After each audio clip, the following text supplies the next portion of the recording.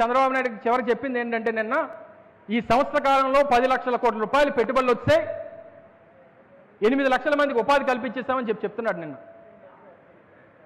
ఈరోజు ఈ లెక్కలన్నీ తీసి చూసి నిన్న పత్రికా సమావేశం అయితే పత్రికా సమావేశంలో అడిగా, మీరు అన్నీ వచ్చేస్తా అన్నారు కదా, ఇప్పటి వరకు ఉద్యోగాలు ఇవ్వలేదు కదా, ఎవరికి ఉద్యోగాలు ఇవ్వకుండా అప్పుడే వచ్చేస్తాయని ఎలా చెప్తున్నారు? తెలుగుదేశం పార్టీ నాయకులు, ముఖ్యమంత్రి, ఆయన కొడుకు అందరూ ఎలా చెప్తున్నారంటే తెలుగుదేశం పార్టీ నుంచి ఒక కౌంటర్ ఇచ్చారు. ఆ కౌంటర్ ఏమని ఇచ్చారు?